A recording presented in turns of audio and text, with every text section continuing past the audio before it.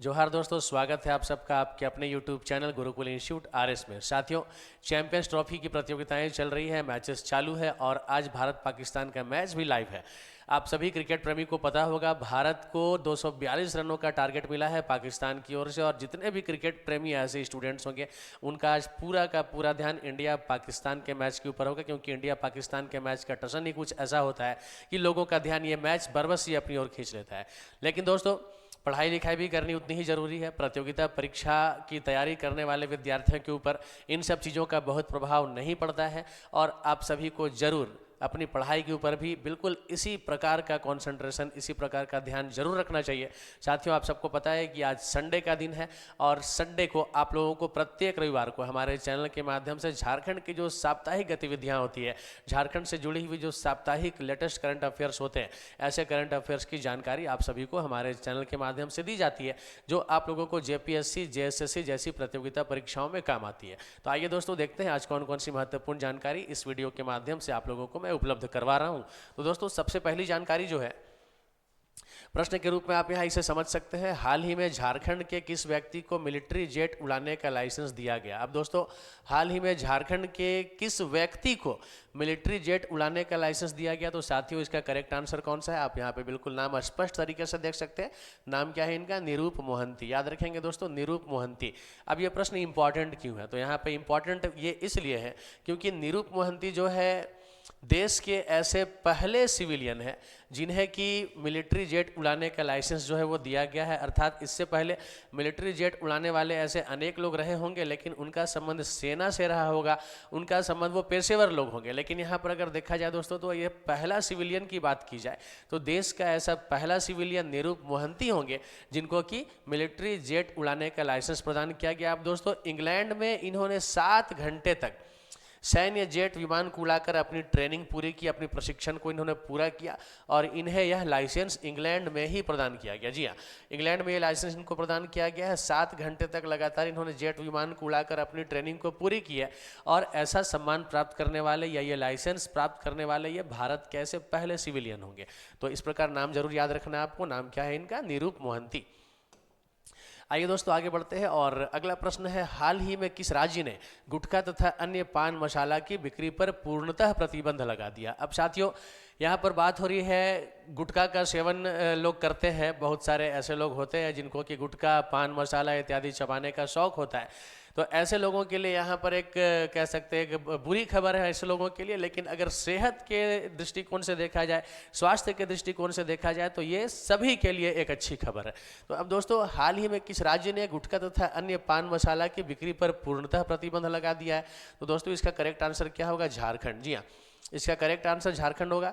अब दोस्तों, यहाँ पे मैं आपको बता दूं कि गुटखा मुक्त झारखंड बनाने के लिए, जी हाँ, गुटखा मुक्त झारखंड बनाने की पहल को ध्यान में रखते हुए स्वास्थ्य विभाग के द्वारा जारी अधिसूचना के बाद झारखंड के बाजारों में उपलब्ध किसी भी नाम से गुटखा और पान मसाला के निर्माण, उसके भंडारण, उसकी बिक्री और उसके वितरण पर पूर्णतः प्रतिबंध लगा दिया गया।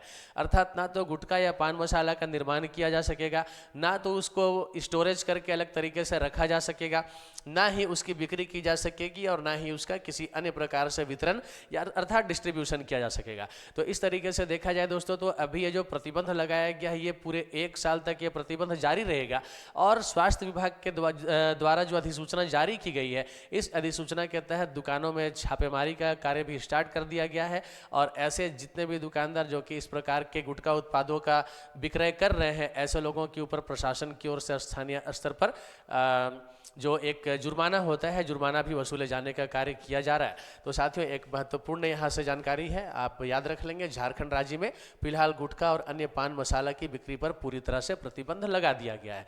आइए आगे बढ़ते हैं और अगली जानकारी है दोस्तों, नीति आयोग के प्रदर्शन सूचकांक में राज्य का कौन सा जिला शीर्ष स्थान पर रहा? अब साथियों, नीति आयोग, जिसे हम लोग national institute for transforming India के नाम से जानते हैं, national institute for transforming India, जी हाँ, अब ये एक आयोग है और इसके प्रदर्शन सूचकांक में राज्य का कौन सा जिला शीर्ष स्थान पर है? जी हाँ, जिले का नाम आपसे पूछा गया है। साथियों, याद रखेंगे, इसका सही आंसर क्या होगा? गढ़वा जिला। जी हाँ, गढ़वा जिला शीर्ष स्थान पर रहा है। अब दोस्तों, आकांक्षी जिला कार्यक्रम के तहत कृषि एवं जल संसाधन के क्षेत्र में, याद रखेंगे, यहाँ पर बात किसकी हो रही है? कृषि एवं जल संसाधन के क्षेत्र में उत्कृष्ट प्रदर्शन को लेकर गढ़वा जिला को नीति आयोग की ओर से 3 करोड़ रुपए की पुरस्कार राशि प्रदान की गई है। अब दोस्तों ये जो गढ़वा जिला जो शीर्ष स्थान पर रहा है, तो ये किस मामले में शीर्ष स्थान पर रहा है? तो आकांक्षी जिला कार्यक्रम के तहत कृषि एवं जल संसाधन के क्षेत्र में उत्कृष्ट प्रदर्शन को लेकर गढ़वा जिला शीर्ष स्थान पर रहा है। और पुरस्कार स्वरूप गढ़वा जिला को कितनी राशि प्रदान की गई है? 3 करोड़ रुपए की धनराशि जो है वो प्रदान की गई है। आइए आगे बढ़ते हैं साथियों। अगली जानकारी है 82वीं अखिल भारतीय रेलवे पुरुष हॉकी का खिताब किस टीम ने जीता? अब साथियों यहाँ पे खेल जुड़ा हुआ प्रश्न है, 82वीं अखिल भारतीय रेलवे पुरुष हॉकी का खिताब किस टीम ने जीता? तो दोस्तों इसका उत्तर याद रख लेंगे, ईस्ट कोस्ट रेलवे। दोस्तों इस प्रतियोगिता का आयोजन झारखंड में ही हो रहा है और हुआ है, और साथियों इसके विजेता टीम कौन सी है? तो ईस्ट कोस्ट रेलवे, याद रखेंगे ईस्ट कोस्ट रेलवे। अब दोस्तों ईस्ट कोस्ट रेलवे ने किसे पराजित किया? तो पराजित किया है रेल व्हील फैक्ट्री को। जी हाँ, रेल व्हील फैक्ट्री की टीम को 5-1 से हराकर यह खिताब अपने नाम किया है। चलिए दोस्तों आगे बढ़ते हैं और अगली जानकारी, राज्य में तकनीकी शिक्षा को बढ़ावा देने के लिए टेक्नोलॉजी पार्क की स्थापना कहाँ की जाएगी? प्रश्न बढ़िया है, एग्जाम के लायक भी है, जरूर देखेंगे साथियों। क्या प्रश्न मैं फिर से पढ़ रहा हूँ, राज्य में तकनीकी शिक्षा को बढ़ावा देने के लिए टेक्नोलॉजी पार्क की स्थापना कहाँ की जाएगी? तो यहाँ जो ये आप देख सकते हैं ग्रीन शेड में बिल्कुल आंसर लिखा हुआ है दोस्तों, इसे आप नोट कर लीजिए, एग्जाम में आपके काम आ सकते हैं। दोस्तों सबसे पहले BIT Sindri, Jharkhand university of technology, Palamu engineering college और नामकुम स्थित सॉफ्टवेयर पार्क। जी हाँ, इतनी जगहों पर दोस्तों तकनीकी शिक्षा को बढ़ावा देने के लिए टेक्नोलॉजी पार्क जो है उसकी स्थापना की जाएगी। अब दोस्तों इसका उद्देश्य क्या है, क्या फ़ायदा है ऐसे टेक्नोलॉजी पार्क को स्थापित किए जाने का? तो साथियों यहाँ मैं आपको बता दूं कि इसके माध्यम से विद्यार्थी स्टार्टअप को बढ़ावा दे सकेंगे। इसके माध्यम से विद्यार्थियों को EV training, data science, fintech centre, drone technology, robot, mechatronics, energy sector, 5G, IT infrastructure management, cyber security and allied centre, GIS, automation, gaming technology जैसे आधुनिक क्षेत्र में दक्ष किया जाएगा।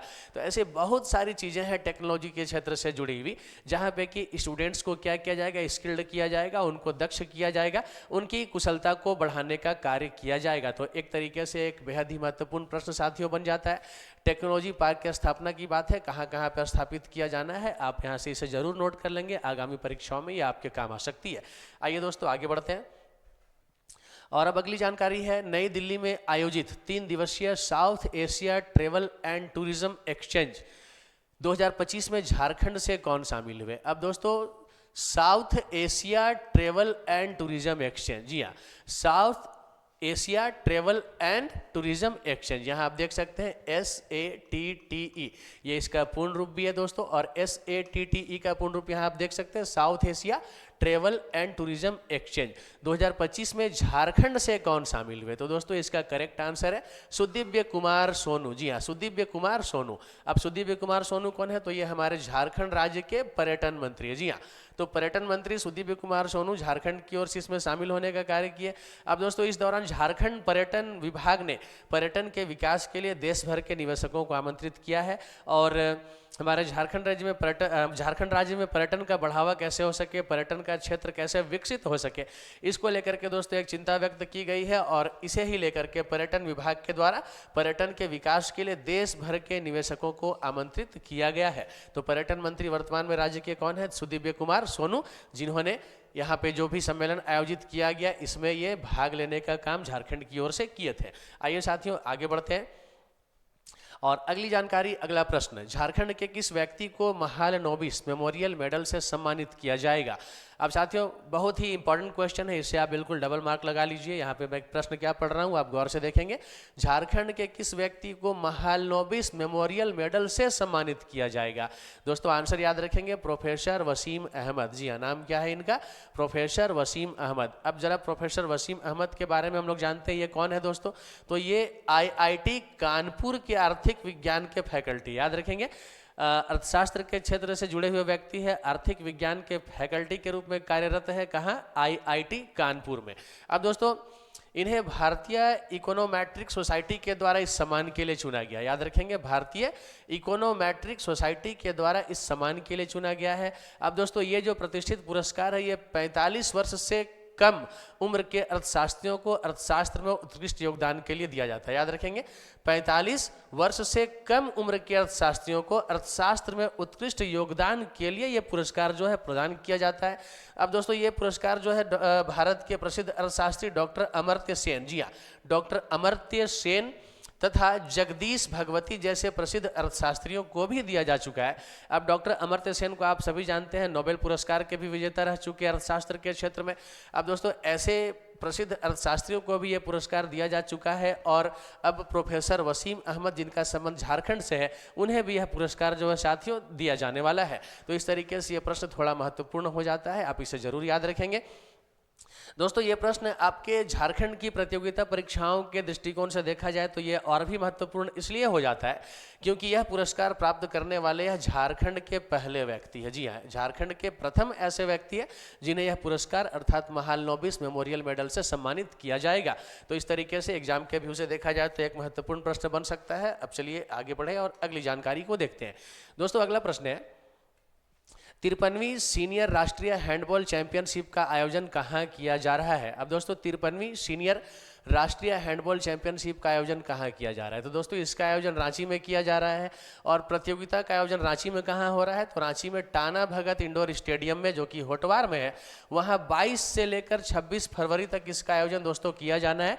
अभी ये प्रतियोगिता चल रही है और तारीख कब से कब तक होनी है, 22 फरवरी से लेकर 26 फरवरी की तारीख तक। स्थान कौन सा है, रांची स्थित टाना भगत इंडोर स्टेडियम में। अब दोस्तों इस प्रतियोगिता में कुल मिलाकर 30 अलग अलग टीमें भाग ले रही है और 30 अलग अलग टीमों के 600 प्रतियोगी खिलाड़ी जो खिलाड़ी है इस प्रतिस्पर्धा में शामिल होने का कार्य कर रहे हैं। तो 30 टीमों के कुल 600 खिलाड़ी इस प्रतियोगिता का हिस्सा होंगे। चलिए आगे बढ़ते हैं और नेक्स्ट क्वेश्चन, देश में पहली बार कोयला से गैस निकालने का कार्य राज्य के किस जिले में किया जा रहा है। दोस्तों इंपॉर्टेंट क्वेश्चन यह भी बन सकता है, क्योंकि घटना है देश में पहली बार ऐसा कुछ हो रहा है और वो भी हमारे राज्य से जुड़ा हुआ मामला है, तो एग्जाम के पॉइंट ऑफ व्यू से थोड़ा सा महत्वपूर्ण जरूर हो सकता है।